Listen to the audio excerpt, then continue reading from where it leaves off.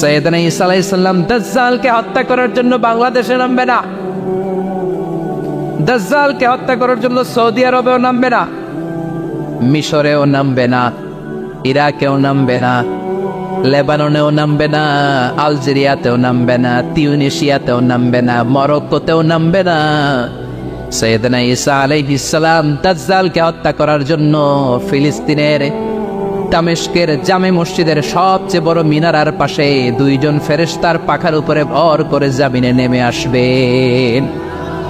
এই জায়গাটা অনেক গুরুত্বপূর্ণ জায়গা। আল্লাহ বলেছেন বারাক না হাওলা, এই পুরো এলাকাটাকে আমি বরকত দিয়ে ছেয়ে দিয়েছি। পড়েন আল্লাহু আকবার। আবার এই জায়গায় বিশাল একটা যুদ্ধ হবে। ফিলিস্তিনের একটা শহর আছে আল গৌতা, এই গৌতা শহরে মুসলমানদের কেন্দ্রবিন্দু হবে।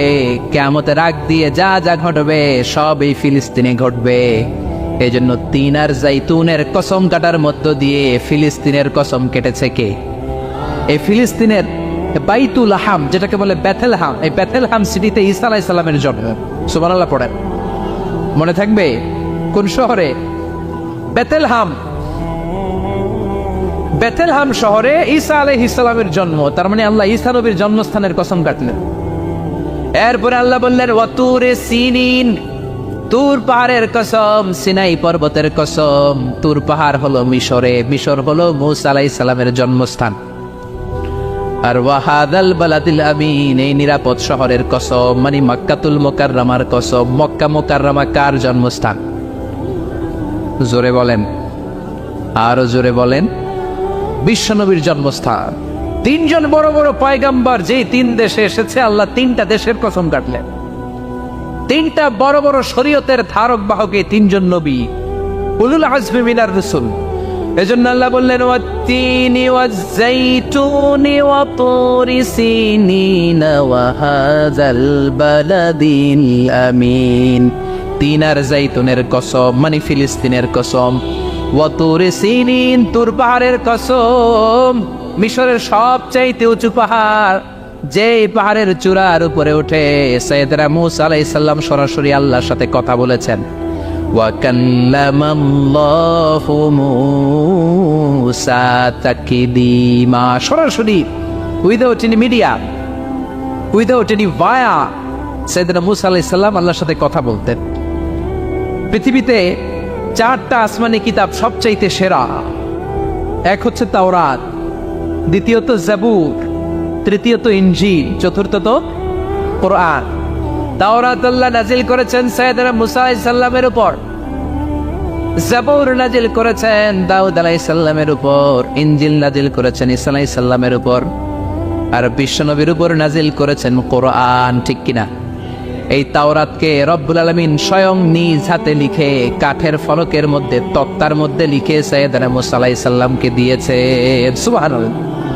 এটাকে আরবিতে বলে আলওয়াহ। লাউহের প্লুরাল হচ্ছে আলওয়াহ। কাঠের তক্তার মধ্যে আল্লাহ নিজে তাওরাত লিখেছেন। কিসের মধ্যে লিখছেন? কথা বলেন, শুনতেছেন? মনোযোগ আছে? কাঠের তক্তার মধ্যে তাওরাত লিখলেন। লিখে মূসা আলাইহিস সালামকে বললেন, মূসা ফিহি বুরহান, ফিহি হুদা, ফিহি হিদায়া। এই হচ্ছে তাওরাত কিতাব, আমি নিজ হাতে লিখে দিয়েছি। এর মধ্যে হেদায়েত আছে, এর মধ্যে বরকত আছে, এর মধ্যে বুরহান আছে, দলিল আছে। যাও এই কাঠের তক্তার মধ্যে লেখা তাওরাত কিতাবকে নিয়ে যাও, বনি ইসরাইলের কাছে এই তাওরাত কিতাবের দাওয়াত দাও। সাইয়েদনা মূসা আলাইহিস সালাম ছিলেন অনেক শক্তিশালী নবী। উনি ভাবলেন অল্প কয়েকটা তক্তা, কাউকে ডাকার দরকার নাই, আমার ভাই হারুন রে লাগবে না, আমি যথেষ্ট। আমার ভাই হারুন রে কষ্ট করে পাহাড়ের উপরে টেনে আনার দরকার নাই, 3-4টা তক্তা আমি নিজেই নিতে পারবো, নিজেই নিতে পারবো মনে করে সাইয়েদনা মূসা আলাইহিস সালাম আল্লাহর লেখা তক্তার উপরে যে তাওরাতের ফলক, এই ফলক ধরে টান দিয়েছে উঠানোর জন্য। আল্লাহ যেহেতু কিতাব দিয়েছে নিয়ে যায়, কিন্তু কি আজীব তামাশা, তক্তা ধরে কাঁধে তুলবে তো দূরের কথা, নাড়াতেই পারে না। সুবহানাল্লাহ, আসতে বলেন। নাড়াতেই পারেন। ওনার এত শক্তি, উনি এক থাপ্পড় মেরে ফেরাউনের বাবুর্চিকে ওই জায়গার মধ্যে দুনিয়া থেকে বিদায় করেছিলেন। এক ধাক্কা মারলে 10 জন 10 হাত দূরে যেয়ে পড়তো। উনি রেগে গেলে ওনার মাথার চুলগুলো টুপি আর পাগড়ি ভেদ করে উপরের দিকে এরকম খাড়া হয়ে দাঁড়িয়ে যেত। স্বয়ং মালাকুল মাউতকে থাপ্পড় মেরে চোখ কানা করে দিয়েছিলেন। এর কারণ মালাকুল মাউত মানুষের সুরাতে আসছিল আর অনুমতি নেয় নাই। ঘরের মধ্যে ঢুকার আগে অনুমতির দরকার আছে না নাই? কি সুন্দর ইসলাম, হোয়াট এ প্রাইভেসি ইন ইসলাম। কত সুন্দর প্রাইভেসি ইসলাম আমাদেরকে শিখিয়েছে। আপনি ঘরে ঢুকবেন, অনুমতি নিয়ে ঢুকবেন। কার কথা? এক সাহাবী বললেন, নবী আমার ঘরে 2 ঘর। কয়টা? 2টা মাত্র রুম। এক রুমে থাকি আমি, আর এক রুমে থাকে আমার আম্মা জান। যেই আম্মা জানের বুকের দুধ খেয়ে আমি 10 মাস পেটের ভেতরে ছিলাম, 2 বছর বুকের দুধ খেয়ে বড় হলাম।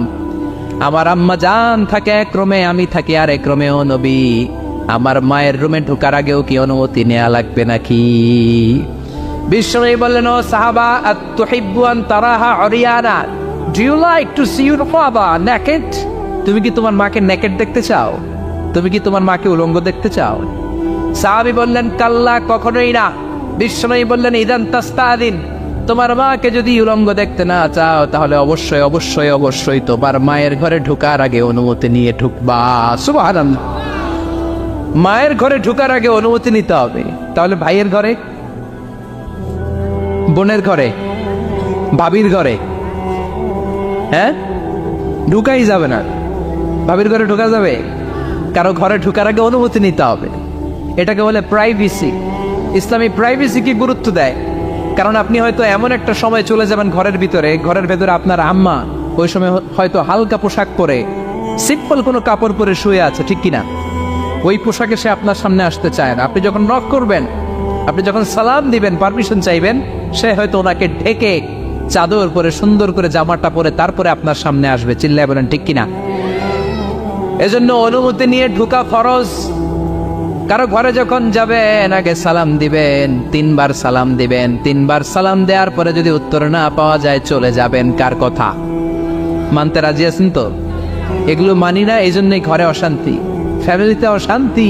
চোখের হেফাজত নাই, নজরের হেফাজত নাই। এই নজরের লাগাম যদি টেনে ধরতে পারেন, ফ্যামিলির 50% সমস্যা এমনিই চলে যাবে। চিল্লা এখন ঠিক কিনা?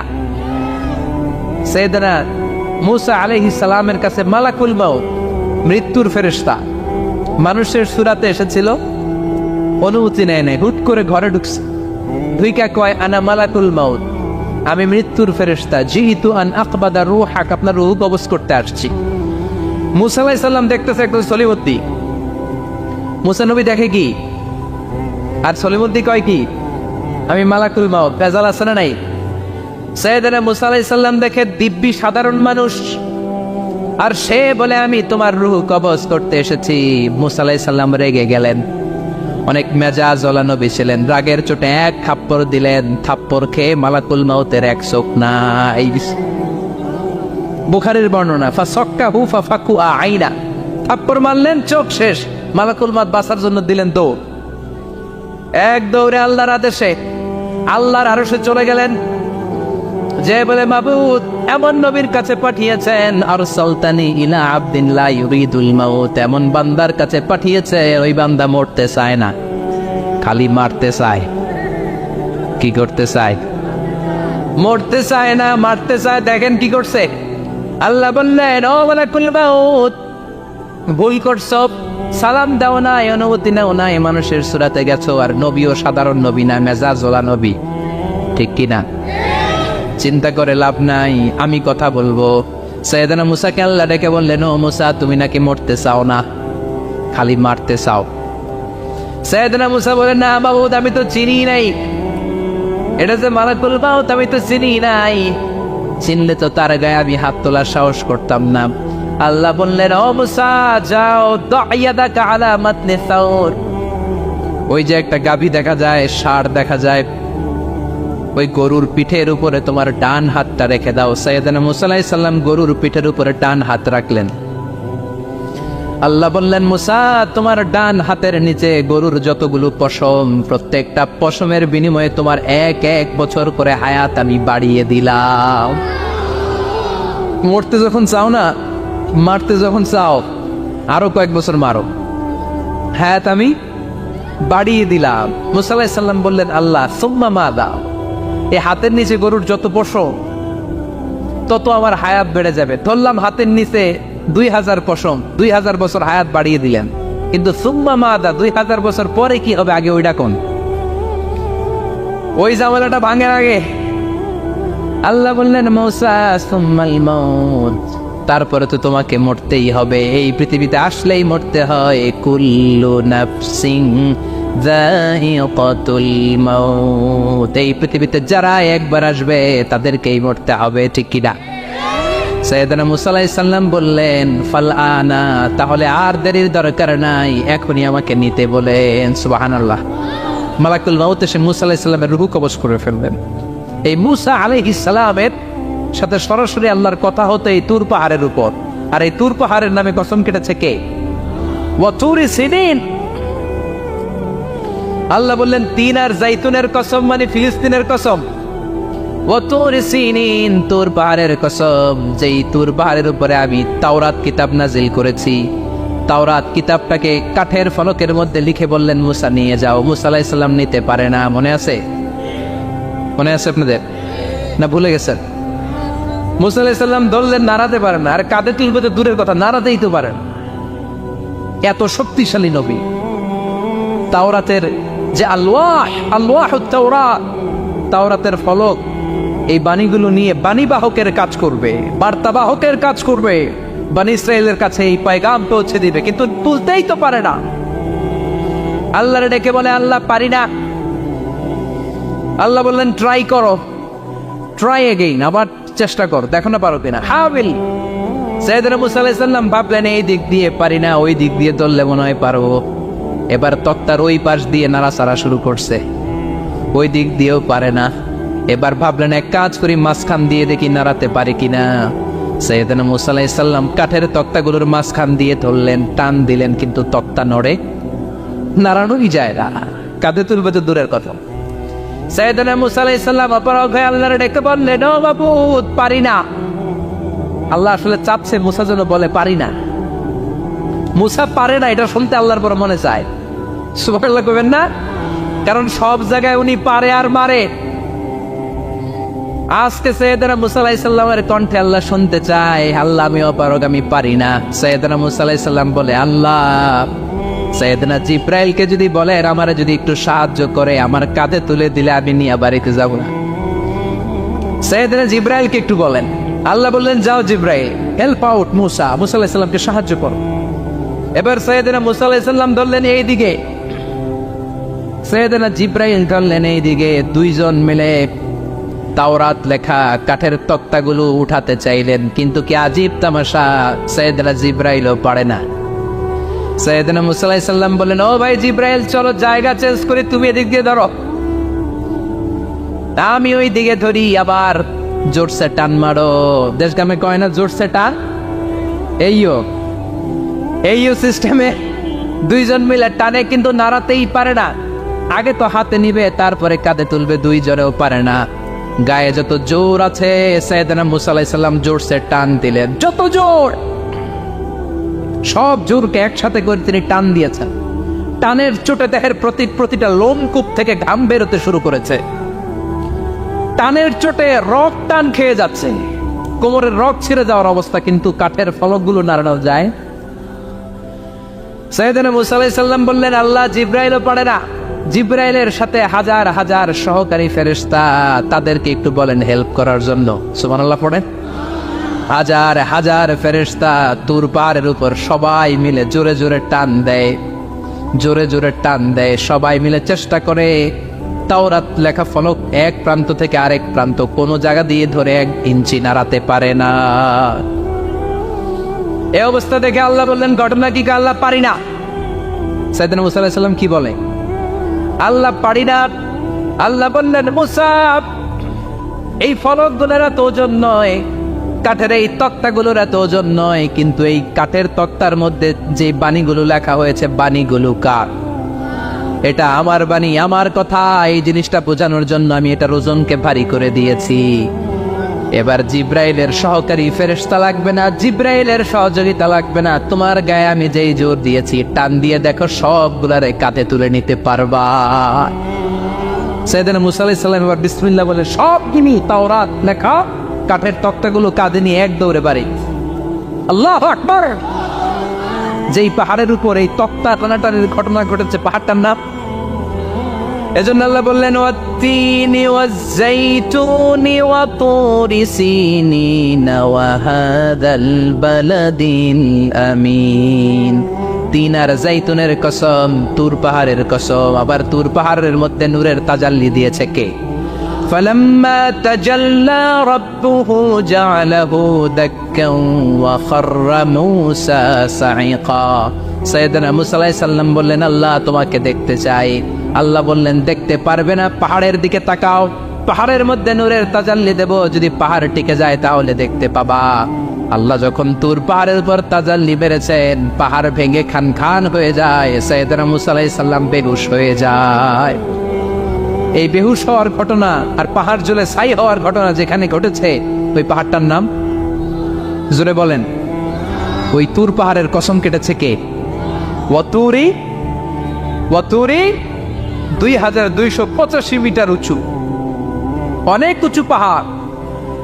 আবার ইয়াজুজ মাজুজ যখন পৃথিবীতে আক্রমণ করবে, ইন্না ইয়াজুজ ওয়া মাজুজ মুফসিদুনা ফিল আরদ।